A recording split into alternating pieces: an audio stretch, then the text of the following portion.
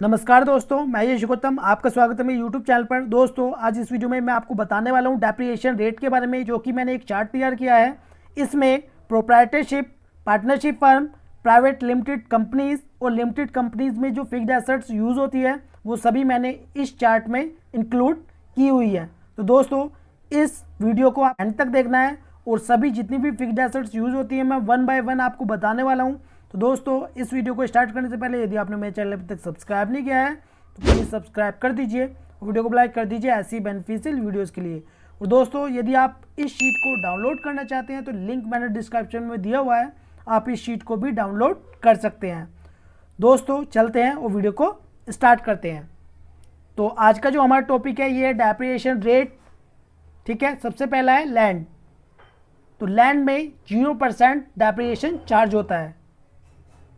ठीक है, और यदि मान लीजिए आपका कोई फ्लैट है, ठीक है, तो फ्लैट में क्या होता है, या तो आप 10% उसमें डेप्रिसिएशन चार्ज कर सकते हैं, या रिपेयर एंड मेंटेनेंस में जो उसका खर्चा होता है वो आप P&L में डाल सकते हैं। यानी कि एक ही क्लेम करेंगे। यदि आपका फ्लैट है, या तो आप 10% उस पर डेप्रिसिएशन लगाइए, या उसके बदले में रिपेयर एंड मेंटेनेंस में जो उसका खर्चा होता है वो रिपेयर एंड मेंटेनेंस में डाल सकते हैं। ठीक है, अब चलते हैं सेकंड नंबर पर। एसी पर 15% डेप्रिसिएशन चार्ज होती है। फिर उसके बाद है एयर प्योरीफायर पर 15% ही चार्ज होती है। फिर उसके बाद बात करते हैं हम बैटरी। तो ऑफिस में जो बैटरी यूज़ होती है उस पर 15% डेप्रिसिएशन चार्ज होती है। फिर उसके बाद है कार चाहे आपकी कोई सी भी हो, कार यहाँ पर आपकी कोई सी भी हो, 15% डेप्रिसिएशन चार्ज होती है। अब बात करते हैं हम स्कूटर की या बाइक की। ठीक है, चाहे टू व्हीलर कोई भी व्हीकल हो तो उस पर भी 15% डेप्रिसिएशन चार्ज होती है। किसके अकॉर्डिंग?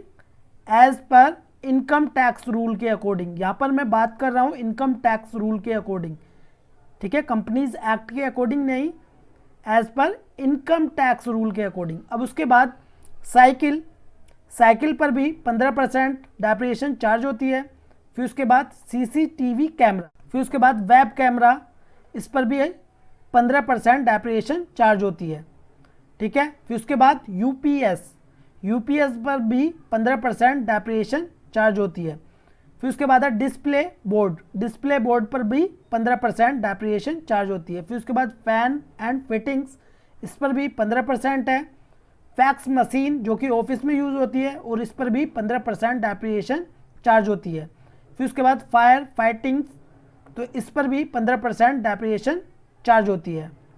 फिर उसके बाद जनरेटर पर भी 15% डेप्रिसिएशन चार्ज होती है। फिर उसके बाद इन्वर्टर पर भी 15% डेप्रिसिएशन चार्ज होती है। तो दोस्तों, तो मैंने क्या किया है, जो 15% है वो सभी को अलग कर दिया, 40% को अलग कर दिया, जिससे कि आपको समझने में आसानी हो। फिर उसके बाद स्टेबलाइजर, इस पर भी 15% डेप्रिसिएशन चार्ज होती है। फिर उसके बाद माइक्रोवेव अवन, इस पर भी 15% डेप्रिसिएशन चार्ज होती है। मोबाइल पर भी 15% डेप्रिसिएशन चार्ज होती है। और LED TV, इस पर भी 15% डेप्रिसिएशन चार्ज होती है। फिर उसके बाद टेलीफोन, ठीक है, टेलीफोन हो या मोबाइल हो, उस पर भी 15% ही डेप्रिसिएशन चार्ज होती है।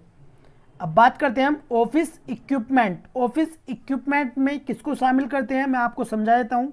ऐसी फिक्स्ड एसेट जो कम अमाउंट की होती हैं तो उनको क्या करते हैं हम ऑफिस इक्विपमेंट में एक लेजर बनाते हैं, ऑफिस इक्विपमेंट और अंडर फिक्स्ड एसेट्स। ठीक है, फिर उसके बाद स्प्रे गन, इस पर भी 15% डेप्रिसिएशन चार्ज होती है। वाटर डिस्पेंसर, इस पर भी 15% डेप्रिसिएशन चार्ज होती है। प्लांट एंड मशीनरी, इस पर भी 15% ही डेप्रिसिएशन चार्ज होती है। टूल्स पर भी 15% डेप्रिसिएशन चार्ज होती है। उसके बाद बिल्डिंग पर 10% डेप्रिसिएशन चार्ज होती है। ठीक है, फिर उसके बाद शॉप पर भी 10% ही डेप्रिसिएशन चार्ज होगी। फिर उसके बाद फर्नीचर पर 10% डेप्रिसिएशन चार्ज होती है। सबसे पहले मैंने आपको बताया 15% डेप्रिसिएशन जिस पर चार्ज होती है। ठीक है, अब है 10% वाले। फर्नीचर पर 10% डेप्रिसिएशन चार्ज होती है। फर्नीचर चाहे नया हो चाहे पुराना हो, डेप्रिसिएशन सेम चार्ज होगी। कितने परसेंट? 10%। और दोस्तों, फिर उसके बाद कंप्यूटर पर 40% डेप्रिसिएशन चार्ज होती है। कंप्यूटर सॉफ्टवेयर, तो कंप्यूटर का जो सॉफ्टवेयर होते हैं उस पर भी 40% डेप्रिसिएशन चार्ज होती है, चाहे वो टैली ERP 9 हो या इसके अलावा कोई भी सॉफ्टवेयर हो। तो कितने डेप्रिसिएशन चार्ज होती है? 40%। फिर उसके बाद प्रिंटर पर भी 40% डेप्रिसिएशन चार्ज होती है। फिर उसके बाद मेडिकल इंस्ट्रूमेंट, तो मेडिकल इंस्ट्रूमेंट पर भी 40% डेप्रिसिएशन चार्ज होती है, ठीक है। फिर उसके बाद cinematograph films, bulbs of studio lights, तो स्टूडियो की लाइट्स और बल्ब्स पर 40% डेप्रिसिएशन चार्ज होती है। फिर उसके बाद फ्लोर मिल्स रोलर्स, यहाँ पर बात हो रही है रोलर्स की, तो उस पर भी 40% ही डेप्रिसिएशन चार्ज होती है। फिर उसके बाद है gas cylinder including valves and regulators, तो उस पर भी हमारी 40% ही डेप्रिसिएशन चार्ज होती है, ठीक है। किस पर? गैस सिलेंडर और रेगुलेटर्स।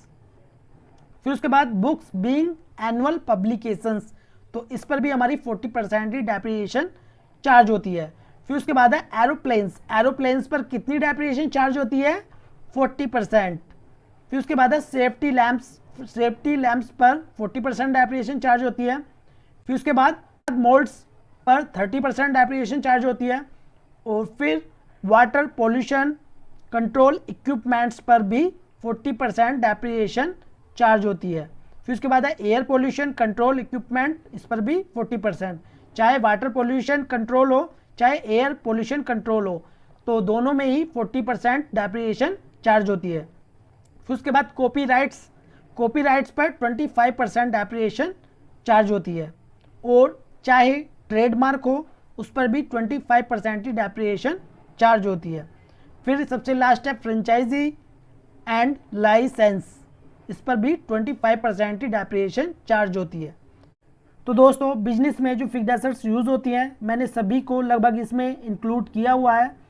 यदि अभी भी कोई फिक्स्ड एसेट्स ऐसी रह गई है जिसके बारे में आपको नहीं पता है उसके रेट क्या हैं, तो मुझे कमेंट बॉक्स में कमेंट करिए, मैं आपका रिप्लाई ज़रूर दूंगा। तो दोस्तों इस शीट को डाउनलोड करना चाहते हैं तो लिंक मैंने डिस्क्रिप्शन में दिया हुआ है, अभी जाकर डाउनलोड करिए। तो दोस्तों मिलते हैं नेक्स्ट वीडियो में, जब तक के लिए जय हिंद जय भारत।